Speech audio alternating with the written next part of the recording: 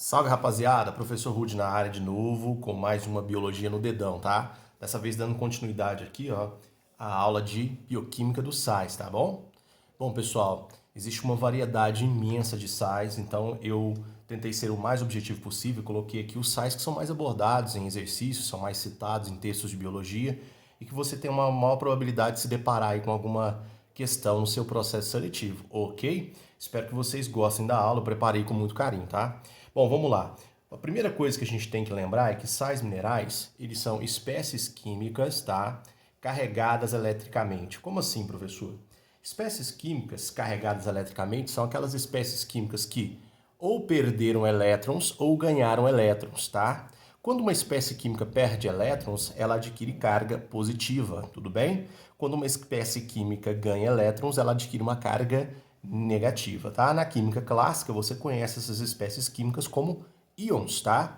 Os íons com carga positiva são cátions e os íons com carga negativa são ânions, tá?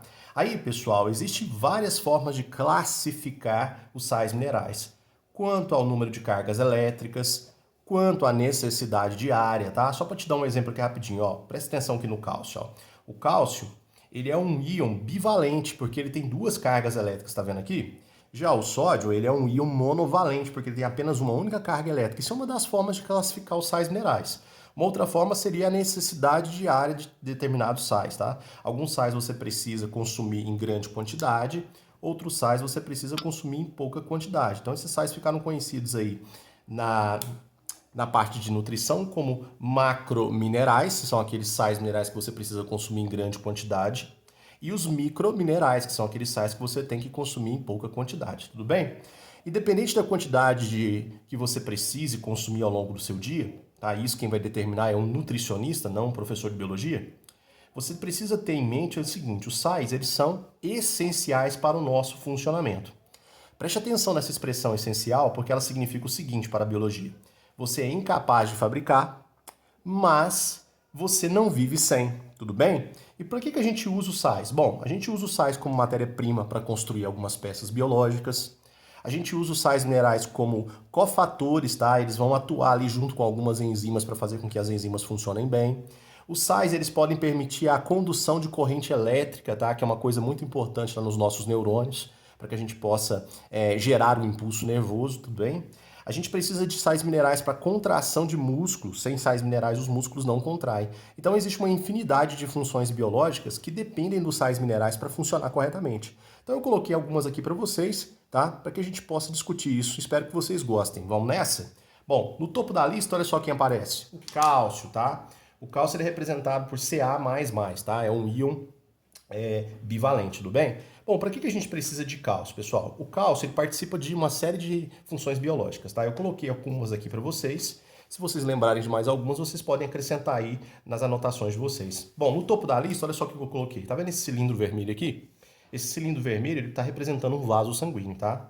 Vasos sanguíneos eles podem sofrer lesões e a lesão de um vaso sanguíneo causa o que nós chamamos de vazamento de sangue ou hemorragia, tá? Para evitar hemorragias, você tem um sistema de cascata coagulatória, tá? Que é um sistema que vai formar coágulos que vão evitar a perda de sangue. Adivinha só, sem cálcio não tem como você ativar a cascata coagulatória. Então, uma das funções do cálcio é participar da coagulação do sangue. Belezinha? Fora isso, pessoal, a gente usa o cálcio como matéria-prima para a construção da matriz mineralizada de ossos e dentes, tá? Então, a matriz mineralizada de ossos e dentes, ela é rica em cálcio. Para falar a verdade, essa matriz mineralizada ela é formada por um cristal conhecido como hidroxiapatita, tá? A hidroxiapatita, ela é representada assim, ó, Ca5PO4,3OH. Esse PO4, pessoal, é o fosfato, o próximo íon que eu vou trabalhar. E o Ca5 aqui é o cálcio. Este cristal, esse mineral aqui, hidroxiapatita, ele vai ser usado na construção da matriz óssea, da matriz mineral, pessoal, dos ossos e dos dentes, tudo bem? Então, a gente usa cálcio para coagulação sanguínea, para construção da matriz mineral de ossos e dentes. E tá vendo aqui esse desenho? Isso aqui é um neurônio, tá vendo? São dois neurônios em comunicação. Os neurônios, quando eles estão em comunicação, eles realizam a famosa sinapse. Lembra disso? Precisamos de cálcio para a execução da sinapse. Aqui, ó, no terminal nervoso de um neurônio, existem vesículas contendo neurotransmissores. Para essas vesículas serem liberadas e executarem a sinapse, eu preciso da entrada de cálcio dentro da célula conhecida como neurônio. Uma coisa que a gente estuda lá em fisiologia do sistema nervoso. E por fim, você está vendo aqui, ó, de vermelho? Vou até fazer para cá, ó, para ficar fácil você enxergar. Esse aqui é o músculo, tá? Para que aconteça a contração muscular, a gente precisa de cálcio. Então, o cálcio também participa da contração muscular. Anote lá, se você estiver anotando. Contração muscular. Então, vamos passar de novo? O cálcio participa da coagulação do sangue, ok? Das sinapses entre as células nervosas. Construção da matriz mineral de ossos e dentes. Lembra que aqui o cálcio participa da formação de um cristal conhecido como hidroxiapatita. E ele também participa da contração dos músculos. Veja a quantidade de funções, né, pessoal? Uma coisa interessante que vale a pena a gente ressaltar é que a concentração plasmática de cálcio, aqui ó, a concentração de cálcio no sangue, ela é controlada por dois hormônios, tá? Um hormônio conhecido como parato-hormônio e um outro hormônio conhecido como calcitonina, tá? Esses hormônios, eles regulam a concentração de cálcio aqui na circulação sanguínea. Mas não é assunto dessa aula, tá? O assunto dessa aula é só você lembrar o nome dos minerais mais importantes e quais funções biológicas envolve a participação desses minerais. Fechou? Fechou? Vamos pro próximo? O próximo é o fósforo, tá? Ou fosfato, chame da maneira como você achar melhor, tá? Bom, o fosfato é representado pela fórmula PO4 3- ou pela representação biológica PI. PI significa fósforo inorgânico. Professor, para que a gente usa fósforo, pessoal? A gente usa fósforo para construir isso aqui, ó. Os nucleotídeos, tá vendo aí? Os nucleotídeos são moléculas fosfatadas. E dá uma olhada nesse nucleotídeo aqui que está em destaque. Esse nucleotídeo que está em destaque aqui, ele é conhecido como ATP. O que significa ATP mesmo? Adenosina ou adenina trifosfato. Se você prestar atenção aqui, ó, existem 3 fosfatos unidos. E eles estão unidos por essa marca amarelinha que eu fiz aqui, que representa uma ligação altamente energética. Se a gente rompe essa ligação, a gente quebra o ATP. O ATP é quebrado nisso aqui, pessoal. Ele é quebrado em ATP mais PI mais isso aqui, ó. Muito importante, tá? O que é isso aqui, pessoal? Eu estou representando na forma de um raiozinho. Energia, tá? E é essa energia que a gente está vendo aqui, ó, que vai participar de alguma função biológica, tá? Que vai fazer com que alguma função biológica seja executada. Então, uma das funções do fósforo, que é um sal mineral muito importante, é participar da construção dos nucleotídeos, como, por exemplo, o ATP. Fora o ATP, vale lembrar também que a gente usa o fósforo para a construção dos nossos ácidos nucleicos. Quem são os nossos ácidos nucleicos, pessoal? O DNA, que está representado aqui, mais o quê? Mais o RNA. Além disso, vale lembrar que o fósforo também faz parte da matriz mineral de ossos e dentes. Então vamos lá, rapidinho? O fósforo ele é usado na construção de nucleotídeos, principalmente nucleotídeos ligados à liberação de energia, como o ATP. Também está ligado à construção dos nossos ácidos nucleicos, DNA e RNA, e ele participa também da construção da matriz mineral de ossos e o quê? E dentes. Beleza? Até aqui, moçada? Show, show. Deixa eu chegar essa imagem um pouquinho para cima. Isso, para você ter acesso aqui à parte de baixo, tá? Maravilha. Agora a gente vai falar de 3 minerais importantíssimos. Leia aqui o nome deles para mim. Sódio, cloro e potássio. Sódio e o cloro juntos, pessoal, você conhece como cloreto de sódio, tá? Esses 2 sais têm uma relação muito íntima por causa da diferença de carga. Veja que um tem carga positiva, o outro tem carga negativa. Nesse primeiro desenho aqui, você já tem uma função importante relacionada a esses minerais, tá? Tá vendo aqui, ó? Eu estou representando a água entrando em uma célula e saindo, tá? A água entrando e saindo. Gente, o controle da quantidade de água dentro da célula, água que entra e água que sai, ela é executada pela ação pela mobilização desses sais, tá? Então a gente pode entender essa função aqui como controle hídrico, tá? Controle hídrico. O que seria um controle hídrico, pessoal? Controle hídrico também é chamado de osmótico, lembra? Osmótico porque faz referência à osmose. Então, para você absorver água ou eliminar água, você tem que absorver sais ou eliminar sais. Quais sais? Sódio e cloro. Só para você ter uma noção, ó, se eu aumento a concentração aqui dentro da célula, ó, de sódio, Na+, isso acaba levando a água a se movimentar do ambiente menos concentrado para o mais concentrado. Como é que é o nome disso? Osmose. Agora, se eu quiser me livrar da água, eu tenho que eliminar o sódio. Então, se eu colocar mais sódio aqui fora, que é o Na+, aumentar a concentração aqui fora, a água sai. Essa entrada e saída de água resulta no controle hídrico da célula, tá? Então, para a célula controlar a quantidade de água que ela tem no corpo, ela tem que ou aumentar a concentração de sal ou diminuir a concentração de sal. Então, a gente chama isso aqui de controle hídrico. Quem está relacionado ao controle hídrico? Tanto o sódio, quanto o cloro, quanto o potássio. Mas desses três, tem destaque o sódio. Agora, uma coisa interessante, pessoal, que vale a pena a gente lembrar, é que a concentração de sódio fora da célula é maior. Então, tem mais sódio no meio extracelular. Anote lá se você estiver anotando, tá? Tem mais sódio no ambiente extracelular. Já o potássio ele tem uma concentração maior no ambiente intracelular. Show, hein? Então, mais sódio fora da célula, mais potássio dentro da célula. Por que eu estou te falando isso? Porque dá uma olhada nesse desenho aqui, ó. Esse desenho que você está vendo faz referência a um neurônio. Tá vendo aqui? Faz referência a um neurônio. Neurônios, pessoal, são células nervosas, lembra disso? Aí olha que bacana, eu peguei aqui um pedacinho do neurônio e estou ampliando aqui para você ver, ó. Esse pedacinho que eu estou ampliando para você ver é um pedaço do axônio, lembra? O axônio é aquela extensão do neurônio por onde a gente consegue visualizar a passagem de corrente elétrica. Se você prestar atenção, você vai perceber o seguinte: do lado externo da membrana do axônio, a face externa, eu tenho maior concentração de carga positiva. Já na face interna, eu tenho concentração de carga negativa.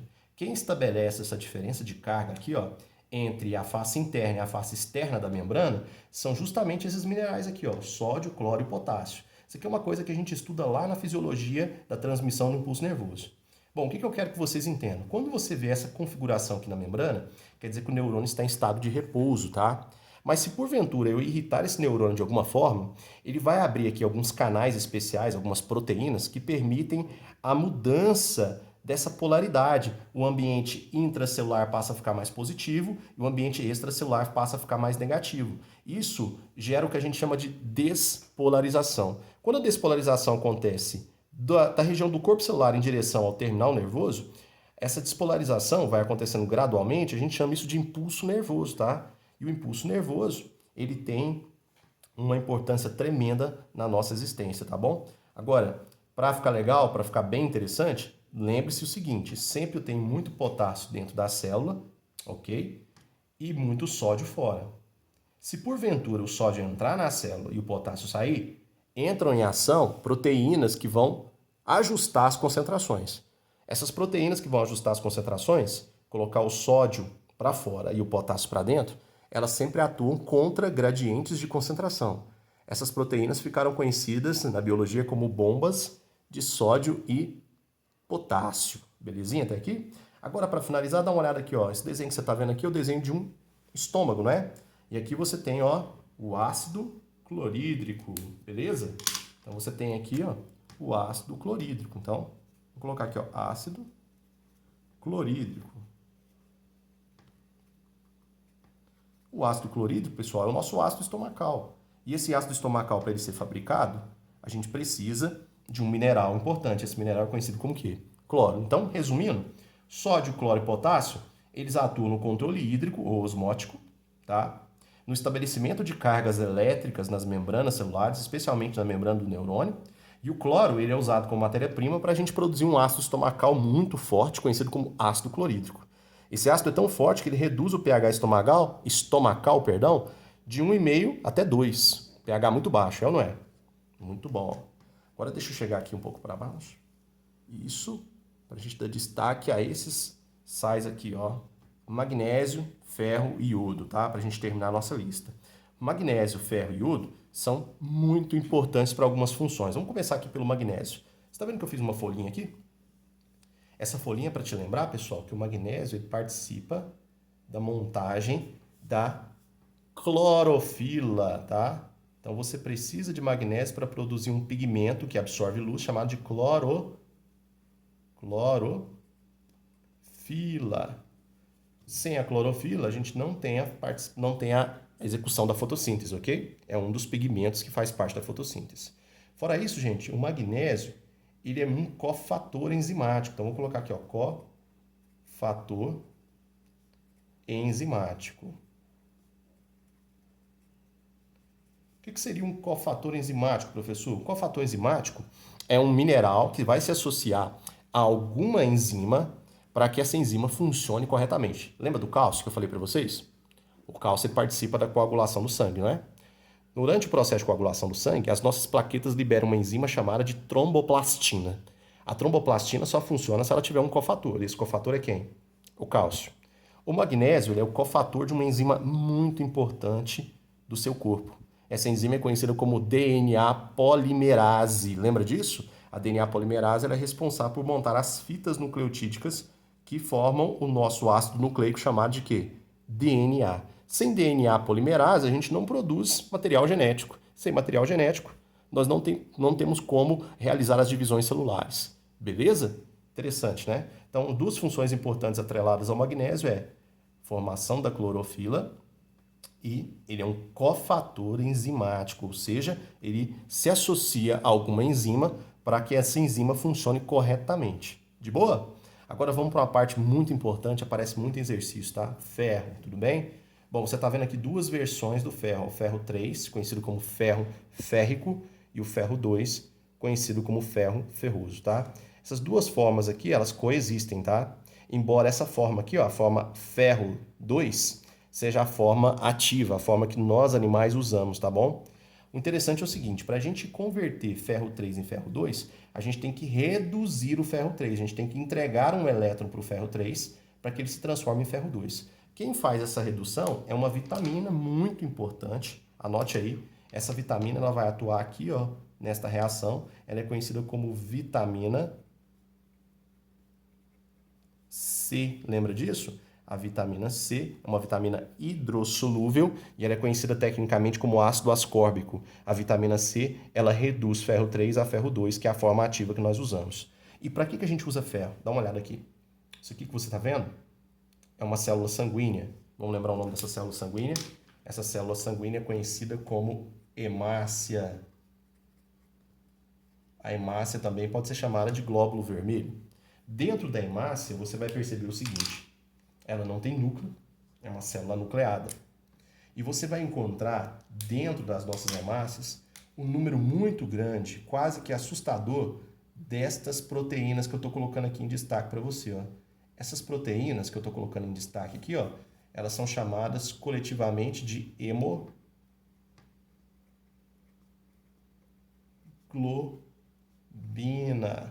Ô professor, o que é uma hemoglobina? A hemoglobina é uma proteína que transporta gases. É o nosso pigmento respiratório, pessoal. Com a hemoglobina a gente consegue transportar tanto o gás oxigênio quanto o gás dióxido de carbono. E se vocês lembrarem das aulas anteriores sobre proteína, vocês vão lembrar que a hemoglobina ela é uma proteína em estrutura quaternária, ou seja, ela é formada por 4 cadeias distintas, tá?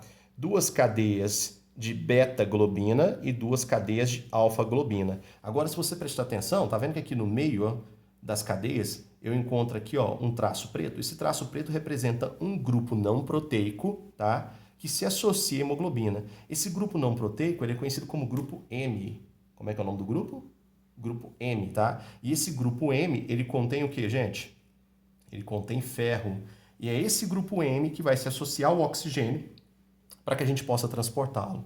Então, resumindo, pessoal, o ferro ele é usado como matéria-prima para a gente fabricar proteínas conhecidas como hemoglobina. A hemoglobina ela é uma proteína quaternária, tá? Ela é formada por 4 cadeias de alfa-globina e beta-globina, e nessas cadeias você encontra um grupo não proteico chamado de grupo M. E dentro desse grupo M você vai encontrar um mineral conhecido como ferro. E é justamente esse ferro que vai auxiliar no transporte dos gases, tá bom? Qual gás? O oxigênio.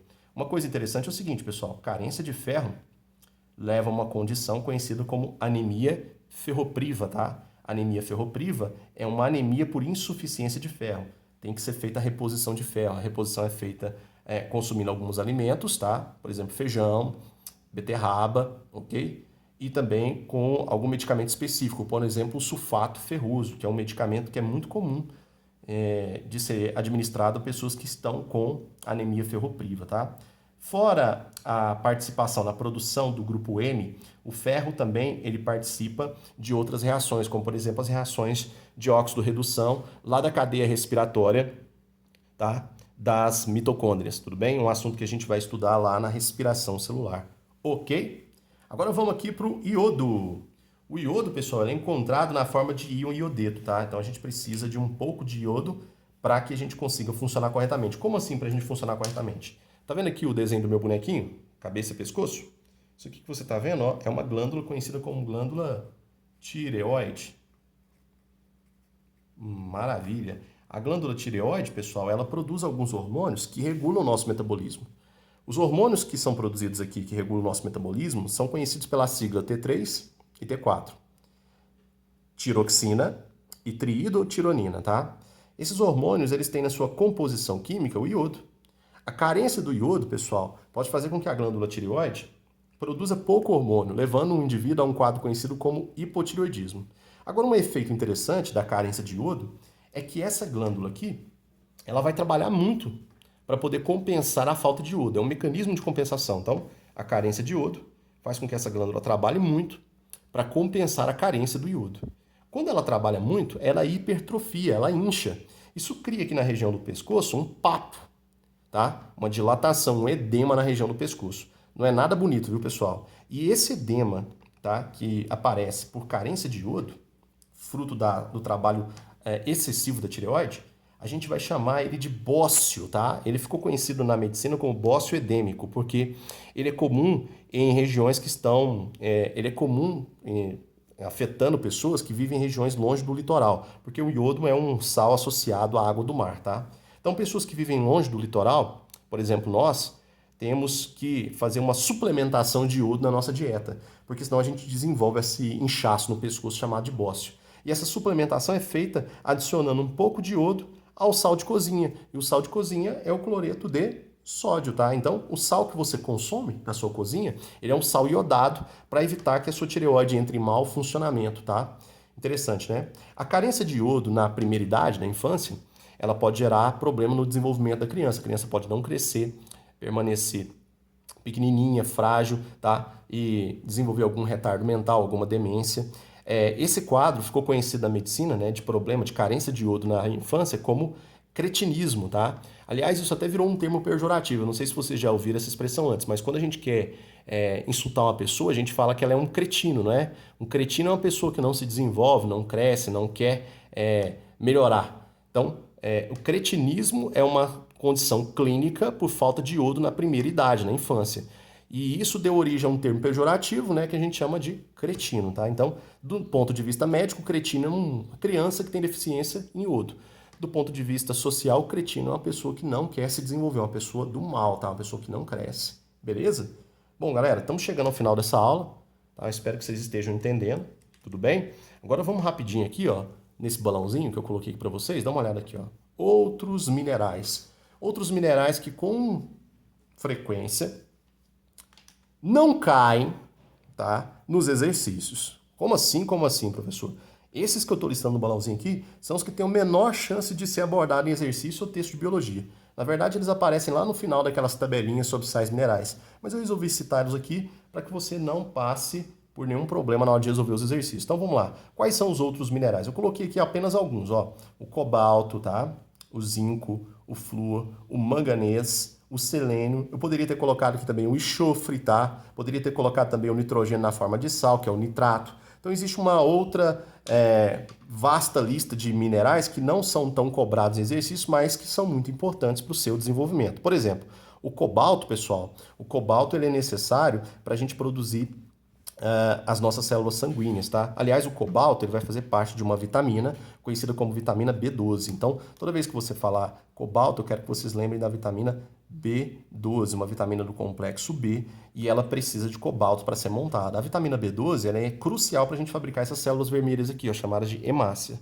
A falta de B12 causa um outro tipo de anemia, que a gente chama de anemia perniciosa, tudo bem? Zinco, pessoal, o zinco ele é cofator enzimático. Cofator. Então ele vai trabalhar como um cofator enzimático, principalmente em algumas reações que envolvem neurônios, tá bom? O flúor, pessoal, ele vai fortalecer os dentes, evitando cárie, então ele evita cárie. Aliás, pessoal, o flúor consegue interagir aqui, ó, deixa eu chegar um pouquinho para cá. O flúor consegue interagir com esse cristal aqui de hidroxapatita, formando fluoroxiapatita, tá? Ele substitui o OH aqui, ó, vira fluoroxiapatita. A fluoroxiapatita vai fazer parte da composição mineral dos nossos dentes, beleza? Gente, o manganês, ele também é um cofator, tudo bem? Junto com o magnésio, o manganês também faz parte da DNA polimerase, que é uma das nossas principais enzimas, tá? Então ele também pode ser considerado um cofator das nossas polimerases. E o selênio, pessoal, ele é um poderoso antioxidante. Como assim, como assim, como assim?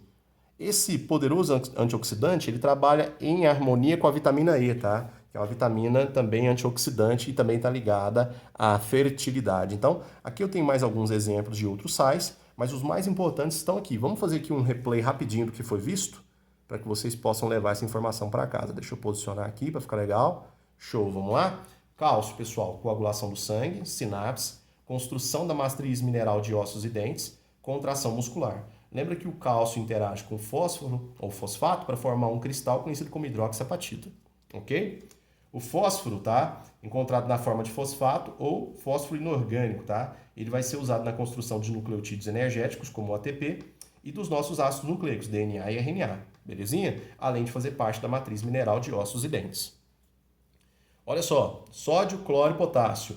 Esses minerais aqui, monovalentes, eles participam do controle hídrico ou osmótico, tudo bem? E também são responsáveis pela construção de cargas elétricas na face interna e externa das membranas, inclusive da membrana dos neurônios. Lembrar que a concentração de sódio no meio extracelular é maior, ok? E a concentração de potássio no meio intracelular é maior. Tá? O deslocamento desses sais para fora e para dentro das células é ajustado pelas bombas de sódio e potássio, que são bombas que participam do transporte ativo.